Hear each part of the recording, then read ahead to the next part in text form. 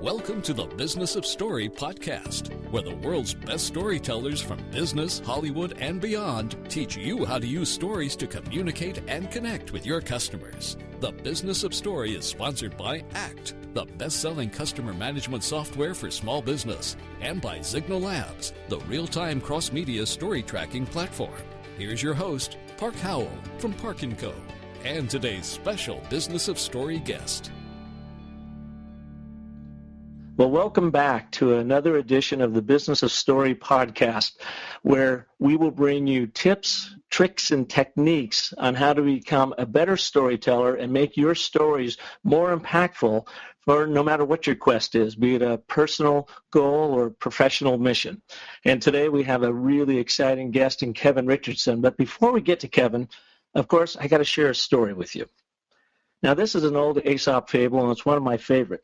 It's about the north wind and the sun, and they were hanging out one day trying to decide who was the most powerful between them. Now, the north wind was blustering about how strong he was with his gale force winds and hollering hurricanes. The sun remained pretty cool in all this, and he just posed a simple challenge to the north wind. Whoever could strip a wayfaring man of his clothes would be the victor.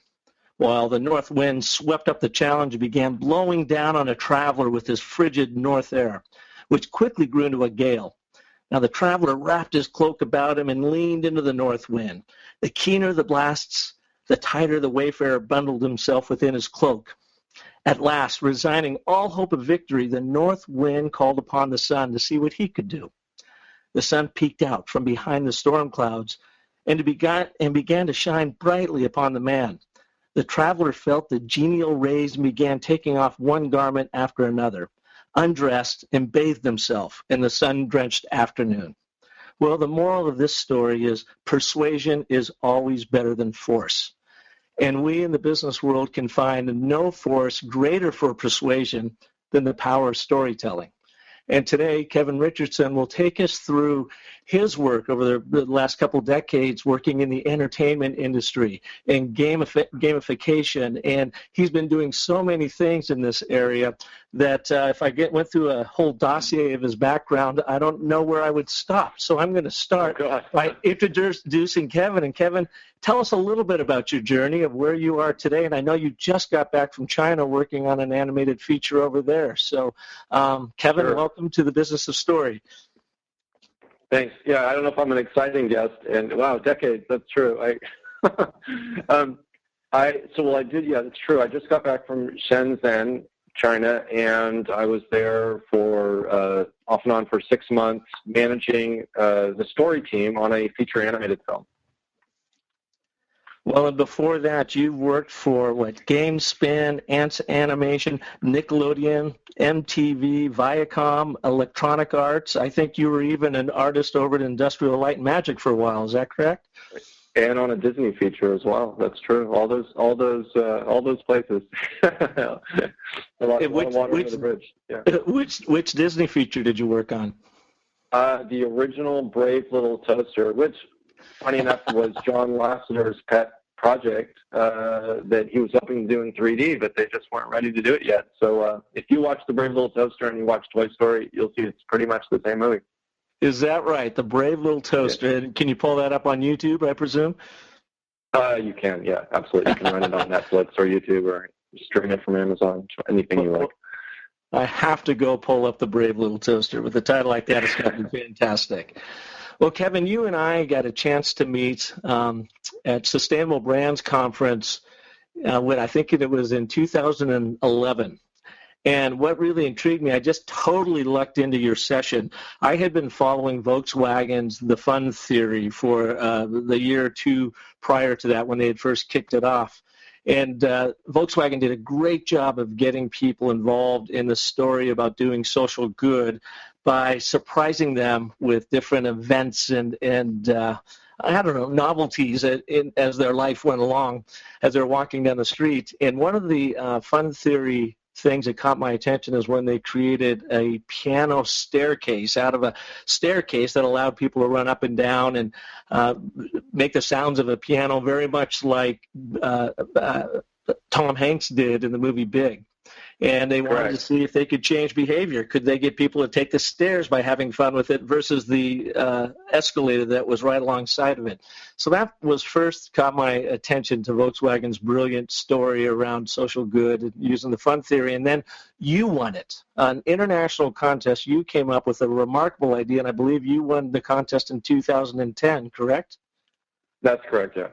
Can you tell us about that? Because that's when I heard you talk about this at Sustainable Brands, and that's where I was just thought your approach to storytelling and turning negative loops into positive ones, per our moral of the story today, was really powerful for all business leaders and communicators.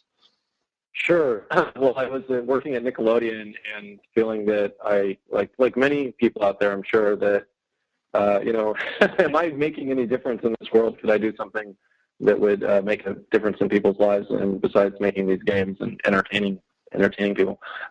And I saw the piano staircase video with the Volkswagen Fun Theory video, and decided to just go 2 clicks further and learned that there was a competition to decide on what the next Fun Theory experiment would be. And for those who don't know what that is, the challenge of the Fun Theory is, can you change human behavior for the better through fun? And I racked my brain, and that evening I thought, I should sort of strike while the iron was hot. That evening, after everybody was asleep at our house, I started doodling some ideas, and I guess one of the things that was near and dear to my heart was I had witnessed and seen the aftermath of some traffic accidents involving children, and since I'm a dad, that I thought, well, maybe there's something, there, right, place to play there. And I thought, could you slow people down or regulate speed through fun? And so my idea, and I like to shake, I'm a pot stirrer. My mom always called me a pot stirrer. So I thought, is there any way to kind of get the government out of this? Of course, the government would be involved. But in any case, the speed camera lottery involves essentially showing a sign, the speed sign, one of those digital speed signs, and then checking the speed of every driver that goes past, photographing the bad players and sending them a ticket, but then also photographing and entering those who are going the speed limit into a lottery, and they win that money that was put into that pool from the people who paid tickets. And so that was it. It was just kind of a closed loop, creating a positive end to this versus, right now you get a ticket, and if you want to fight it, you go to court, and there's some guy, inside the bench, and people are listening, and it just, it's just a crazy amount of negative attention. So I wanted to change that.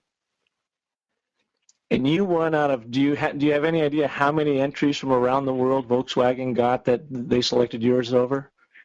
Oh, there were thousands. I was very pleased and surprised. I entered 3. There was no limit to the number of ideas you could send in to, which was great. And I also had the benefit, by the way, for the business people will appreciate this, is that I had the benefit of learning about it late in the game. So there were already hundreds and hundreds of ideas up on their website, and I got a chance to look at everything that had been submitted. So their thing was they would immediately post it, and because, sometimes ideas will spur other people to have ideas that will inspire them. And so I was very inspired by all the other ideas too. Ah, pretty smart. So you were able to scan the competition a little bit to help you refine your idea. Totally unintended. It was just how it worked out. Perfect. Now, great opportunity. What were your other 2 ideas that did not make the cut for you? Well, one was, could you get kids to eat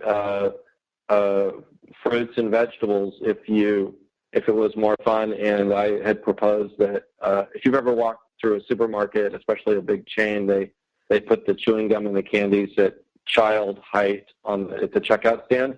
So my proposal, what if you had colorful edible wrappers around carrots and dried fruits and even bananas? Would that make those items as exciting as a chocolate bar that had the same kind of screaming colors and cool logos on it? So that was one idea.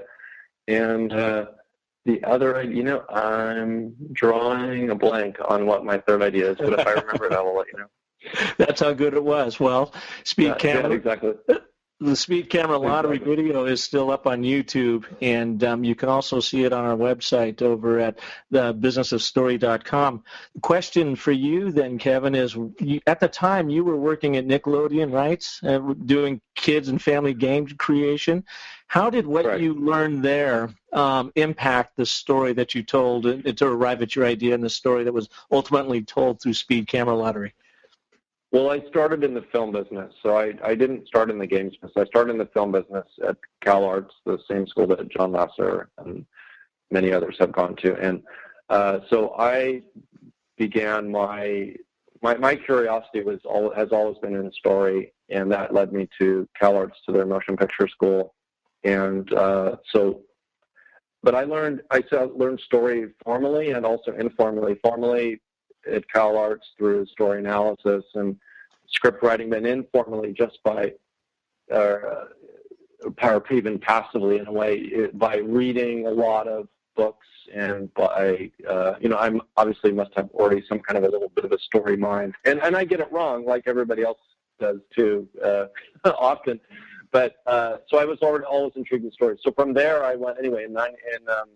Some years back I decided to jump over to games for a while, and that got me to EA and Nickelodeon, etc., as a producer and designer of games. And even in games, there's a narrative going on, whether a narrative doesn't have to be a written narrative. Obviously, the Speed Camera Lottery is more has a narrative, but it's through action that you experience that narrative, and the same is true of many games. But anyway, that was my path, was from movies to games to boredom and Speed Camera Lottery. And are there elements in what you've learned, everything from Speed Camera Lottery to the gaming to the work you've been doing, are there elements to story that business people can use in a very simplified version to think about what they would bring to their narratives, whether it's trying to own the boardroom with a really killer PowerPoint? And I know that sounds like an oxymoron, but I have found that when you bring story structure to PowerPoint, you can really have an impact. To their planning and strategy for brands and campaigns, to right down to individual, execution of be they radio spots, TV commercials. I mean, what are some of the things that you could impart on the audience, the simple things that they can use to look at for story structure in their professional careers? Well, I think the most important thing is to understand where the tension or the pain point is for the individual person using or doing the thing, whatever that thing is. And I've often said that we need to stop treating people like consumers and thinking of them as just this big swath of ants. What individually are they concerned about? Because that's what motion pictures do.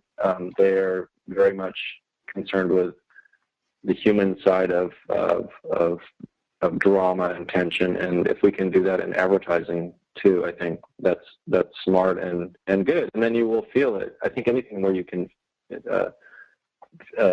feel the message, and it's not just an intellectual thing, then you're way ahead of the game. And I agree with you on the tension side. I mean, there is no such thing as story without conflict of some sort. Would you agree?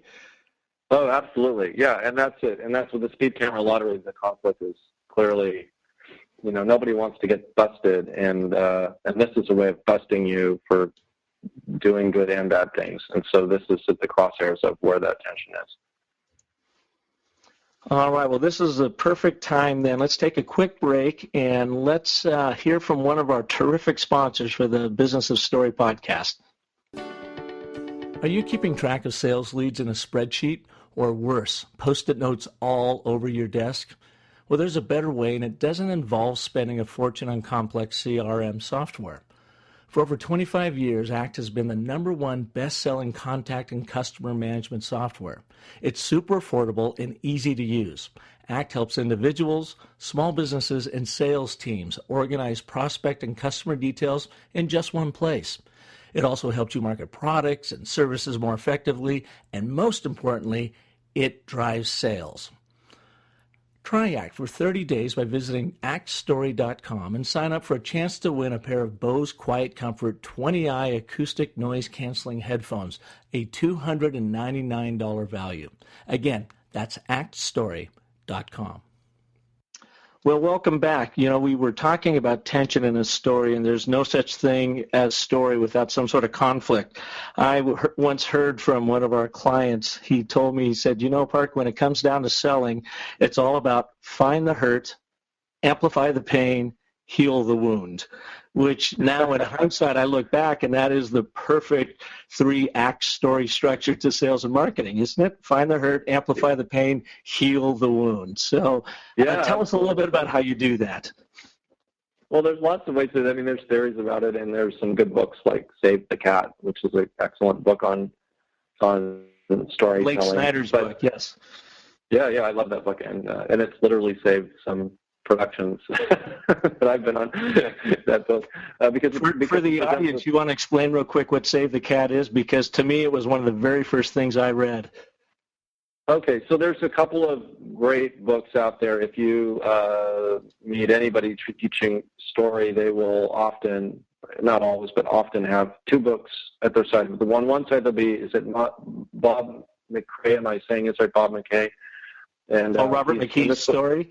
Robert McKee's story, thank you. And this thing is giant. I mean, it's 1,000 pages, maybe more, and you'll see that person weighted down on the other side. And then you've got Blake Snyder's Save the Cat, which is probably 120 pages. Mm-hmm. Yeah, it's the antithesis of the other one. And so one is really, Robert's is a little bit more, more in depth, and he's definitely he's an important pundit in the area, but it goes into a lot of detail, and if you like that kind of thing, that's for you.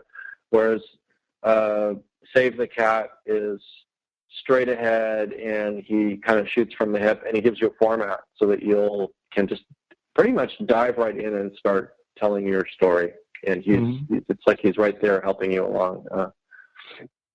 Anyway, those are good books. But you asked me a question, and now I think and real quick, Blake Snyder, unfortunately passed away a few years ago, and he was still a pretty young man. As I recall, he was one of the top, if not the top, screenwriting professionals in Hollywood, specializing in family films, and he sold a ton of screenplays to Disney. A few of them did get made, but his Save the Cat is about his 15-step structure on how to write these films for the family genre anyway. It was one of the very first books that I read on the subject. Our son was going to film school at Chapman University back in 2006, 7-ish, and I asked him, hey, since we're paying for the textbooks, when you're done with them, send them to me because I want to know what Hollywood knows about this. And one of the first ones he sent me was Save the Cat, and I did. I got a ton of great insight out of it. But circling back to the question I had for you is all about that conflict. And what do you see in business? Why do businesses and business communicators tend to shy away from conflict, and how should they use it in their stories to make greater connection with their audiences? Well, I think being on the entertainment side of this is the thing that is always on my checklist, and when we're filling out a form, if I create that form, the top of the thing is, what's the story problem? So back to your salesperson, what's the problem that we're trying to solve? And then my next find the hurt. Is, find the hurt. Does anybody care about this problem? And if you can't, and if the answer is, no, then you need to go back to the first step and make sure that somebody cares, or you can explain it in a way so that you can find the hurt, and to use your friend's analogy. And then find an audience who cares, so that with that audience you amplify the pain. Yep. And that would be your second act. All hope is lost. Right. All hope is lost, and then and then which brings you to your climax and your finale. So heal the wound. Find your final image. Yeah, there you go. So you have the whole story arc there. And it's interesting, when I teach this, I will do a lot of works with corporate leaders, and especially folks, sales teams that have to go out and present their presentations. And when they show me their PowerPoints, of course, they're just littered full of stats and graphs and bullets and charts. And I tell them, that just does nothing but confuse the mind, that the data is not the story. It is the foundation for the story, but it is not the story. And Robert McKee, who you mentioned earlier, is famous for saying you want to turn data into drama. How to deliver that data through the power of storytelling. So I want to go back to your speed camera lotto. In some cases, that's all about data, because you are whistling down the road and you're looking at the data of whether you're speeding or not. You're getting confronted with data when it tells you how fast you're going. If that light flashes, if you know you've been going too fast and you're busted. But ultimately, you were able to take that negative loop and turn it into a positive one. What were the outcomes that they saw from that? People slowed down for two reasons. One is they suddenly were, of course, aware that they were exceeding the speed limit. But secondly, they realized that the sign responded positively when they were going the proper speed limit, and everybody likes to win money. So they saw a decrease in speed, and Sweden, by the way, is. I didn't realize this when I presented the idea, is trying to get to a zero traffic death statistic. So they are and they put all kinds of money behind anything that will get them there. So I didn't realize this. And also their fines for speeding are very, very high. In fact, I think someone was fined several $100,000 US for going 100 miles an hour on one of their autobahns. And so it's a serious deal for the Swedes. Wow. Yeah, you'd think that would be a deterrent. Yeah, absolutely. Yeah. But I think for me, inventing this was, I was trying to think of things that were bothering me. For me, the thing was remembering these children that had been hit, and then remembering it sort of angers me, the whole, if you've ever got a speeding ticket and had to fight it, it just seems like an extraordinarily draconian, complicated, process, and there's tension when you go by and you've been one of these cameras, you get flash and your heart starts to beat faster. It's sort of you against Big Brother, et cetera, et cetera, et cetera. And so there's all these associations. Yeah. So there's all these associations that the drama's all there. The whole story is all there, and the outcome of that story is not a good one if you get a ticket. And even for the person who paid the fine, I think. Knowing their money's going to someone who paid the lot has a sort of beautiful niceness to it. Because you might be grumpy about your money going to the government, where you're not happy with all the places where your money might be going. But you can be surely agree. But nobody can disagree that if I get a ticket and it goes to you, Park, for going the speed limit, I might be grumpy about it, but it's a different kind of grumpiness. Yeah. Well, I got to tell you, I did get a speeding ticket a couple months ago. I was literally racing to a doctor's appointment. I had been late to it prior, and I got in trouble with the doctor for being 5 minutes late. And I guess it doesn't matter if they have you sitting there for 50 minutes before they come and see you. But anyways, I was racing the second time there. I got flashed. I got the ticket in the mail. But I know in Arizona, at least, that you really don't have to respond to that ticket unless they serve you in person. So, and this has worked for me in the past. I've been able to skirt them. They have forgotten about me. But sure enough, one Sunday afternoon, a little old lady came knocking on the door, and my wife went there, and she very kindly asked, does Park Howell live here? And Michelle says, why, yes, he does. And boom, got my summons, got served. So then I spent a lovely Saturday afternoon, and it was literally lovely outside, about 4 hours taking my online class to get rid of my ticket, which, by the way, that online class still cost me about $240, so there's still some money involved in it as well. That's right. What's all said and done, I did learn something, and I am actually using some of those tips as I'm driving out there, so hopefully I'm safer in this process. But exactly. Before we wrap up today's show, let's take one more break for our wonderful sponsor, and then let's come back, and I've got a question or two for you, Kevin. We'll be right back. Your customers, employees, marketing campaigns, partners, and yes, your detractors. They're each telling a story right now about you. Where? On social media, in traditional print publications, in blog posts, on television, basically everywhere. And it's happening 24/7, in real time. Your mission? Track these stories and the sources that share them, smartly manage them, analyze them rapidly, and discern what you should do next, what you should do now.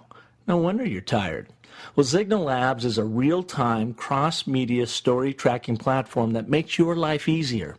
Their solution enables customers to quickly spot trends, see relevant stories unfold, and take action. So stay ahead of what the world thinks with Signal Labs. Learn more and sign up for a free demo at signallabs.com/story. All right, we're back with the Business of Story and Kevin Richardson. A great conversation so far with Kevin's background in entertainment and gaming. And Kevin, you've done a lot over your career, and you had mentioned at the top of the show, just got back from China where you are helping direct and make an animated feature there. We've been talking about Speed Cameralato, which you know is one of my favorite social cause initiative stories that get people really involved. And all your background in entertainment and gamification, can you give our listeners 2 or 3 story tips that they can use immediately to plug into their life to be more persuasive, to connect better with their audiences, to have more empathy, and to essentially help them further their quests faster? Well, let's see. I guess I would try to find out or make sure that the way you're telling your story, that the tension, the problem is universal. So if you can't describe it in a universal way yet, I would definitely spend a lot of time there, because it goes back to my second question, which I spoke about earlier, is why should anybody care about this? And when I mean anybody, I mean somebody besides that cliche, besides your mother, right?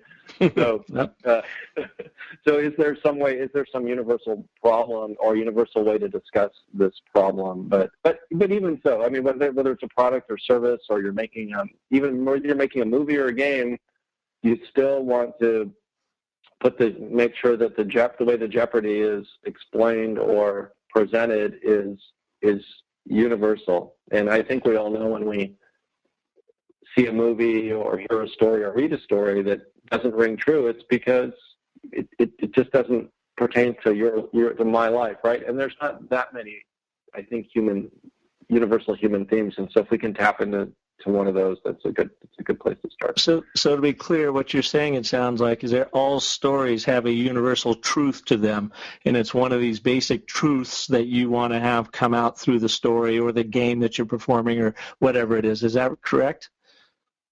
Well, all stories where you want a lot of people to connect to it.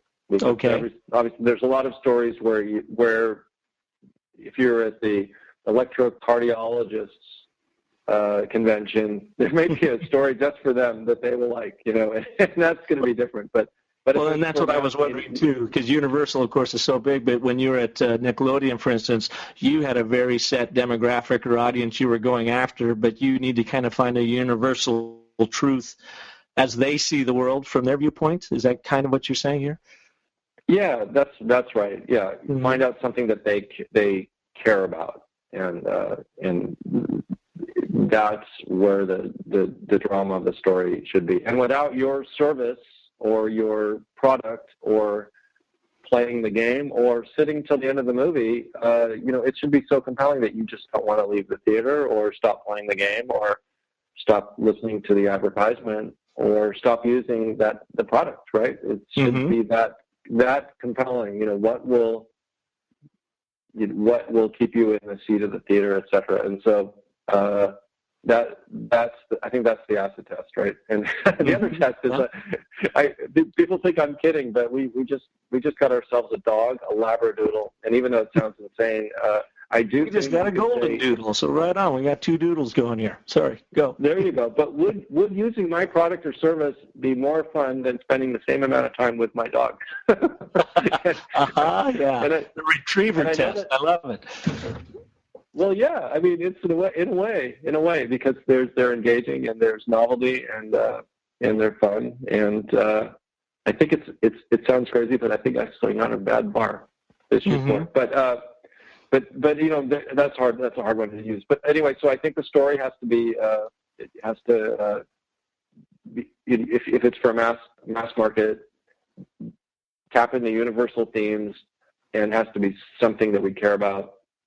And the third question I always ask is, then if nobody does anything, what will happen? And I think you have to answer that third question. So in other words, if nobody buys my insurance product, or nobody drinks this Pete's coffee, or nobody finishes this game, what will happen? And it could be in a game, it might be, well, then the world will be destroyed, or an evil force will come in, or but I think you need to answer that for your own product, because that is all part of the caring. I think triaging around caring. Why should somebody care about this specific thing? So finding that universal truth within your audience. Is your story compelling enough that you would rather watch it or take part of it than going out and playing with your dog? And that third one was, what happens if nobody does anything? What if I do nothing? What if I don't do those first two things? What if I don't engage in this at all? It should be, well, then, dot, dot, dot. It's got to be terrible. Maybe that's to amplify the pain, maybe. Yeah, I guess it is, especially for the storyteller. Then one last question for you before we sign off here. Kevin, so say again that I am a business leader, communicator, and I have my 50-slide PowerPoint deck, and it's filled with stats and facts. What could I do from a story standpoint to just add, as I call, a spoonful of story helps the data go down? What can I do? What is one tip you could give me to make me a better storyteller in that boardroom? Well, I would do what they do in games and movies and books, is present some just dire, horrible situation, maybe in the first few slides, and then just completely skip to something else and build back up but then you can, let everybody know, we're going to talk about that, and we have a solution for that, and then present your case towards how you're going to fix that first problem, and then show the happy ending. So I would encourage everybody to look at Save the Cat, and that's it, only because it's short and a very approachable book. I think you can learn a lot about the story. It's a great book, and I did take Robert McKee's story workshop. It's 4 days of massive amounts of download over at the LAX Sheridan. I went over there a couple years ago with our son, the filmmaker, who took the course wanting to be a screenwriter director, and who, by the way, just took his first film over to Cannes Film Festival. I should say a sizzle reel trailer for his film, and trying to sell it over there. So he's deep into the Hollywood scene as a motion graphics designer over there, as well as now wanting to be an aspiring writer, producer, director. But Robert McKee's story workshop is fantastic. And then I got a chance to spend the afternoon with Robert in his Connecticut home, and did a podcast a couple of years ago before I even really knew what I was doing here. And I've got 4 hours of tremendous content with Robert on how to use story in business. And so someday I'll actually do something with that. But I couldn't agree with you more heartily that those two books are fantastic. First, that very approachable Save the Cat by Blake Snyder. I got a lot out of that. Plus, he's got a second book out called Save the Cat Goes to the Movies. I don't know if you've seen that, Kevin. I have not. I'm aware it exists. I've not read it. Yeah, I think he outlines like 40 movies, and these are all popular movies that you've seen, from Matrix to The Wizard of Oz and everything in between, and takes you through his version of Joseph Campbell's hero's journey, his 15 steps, and you can see each one of them play out. And I shared that with a client once. He says, "Oh, great, you've just ruined all movies for me forever." And I said, actually, no, to me it makes them more interesting to watch, because you can kind of see the science behind the story. And when you watch a movie and it's not working for you, it's typically because something within that structure broke down, and you can easily go back to Save the Cat and see where it broke down. Right, and I think it's fair. This is a really, I think, good point for me to bring. I once took a class by a guy named Robert Maurer, and he's a clinical psychologist, and he made the point, and he was right on. And the stories are biological. They are they are the stories that we tell and that we enjoy listening to and get us all excited and engaged are, particularly human. And, no other animal on the planet that we're aware of is, anyway, telling stories. And the stories that, the kind of structures that we go back, that we enjoy. And I know you've got Joseph Campbell, I think, in one of the classes that you're teaching, you're teaching maybe from or using. Well, he's been sort of the inspiration behind our story cycle. His hero's journey is certainly the inspiration behind our work. Right. And so the story, is a way that we organize information in our head a specific way around stories so that it makes sense to us. And I think that, we know then it's biological. And I think that we know when it's the story is told well and when it's not. And so these books offer, I think, a glimpse at how to structure your story so that it's accessible to the average person. And I think, that's where the magic of these things are. I couldn't agree with you more. And in fact, bringing it full circle now, I think most of us go in approaching business communications as the North Wind did, sort of blustery and blowing about and trying to make our gale force winds move our audiences in directions that we want them to go versus directions that they really need to go or want to go themselves. And where story comes out, story is the sun that shines down upon us, warms us, has empathy for the audiences, and story truly helps us nudge the world in any direction you choose when done right. And I'd also say use it for good and not evil, because it is extraordinarily effective when you make story a big part of your communication. So I wanted to thank you again for joining us today, Kevin. It's always a pleasure. Like I said, the first time we got to meet back in 2011, very memorable. Kevin has been a guest host, speaker at my class with the Executive Masters for Sustainability Leadership program that I teach storytelling at Arizona State University, and Kevin's been a part of our course there too. So we've struck up a great friendship. Met that one time in person, but have had a great online friendship, and I really appreciate your time here with the show today. Oh, you're welcome. I want to see your i3. You'll have to give me a ride in it. Well, now that you're back, come on over. Come on over to Arizona. We'll scoot around. I don't think I have enough range to get over to see you with it. But no, exactly. Thanks again. Okay, well, thanks again. Yeah, and thank you all for listening to The Business of Story. Please go to thebusinessofstory.com. We have a lot of storytelling tools there that you can download and use and implement immediately. Again, my whole goal of this program is to introduce you to fascinating folks like Kevin Richardson, who are true experts at storytelling. And so there you have it for today's show. Visit thebusinessofstory.com, and we will look forward to seeing you next week when we will have with us another fascinating guest. This is the Director of Philosophy at Patagonia.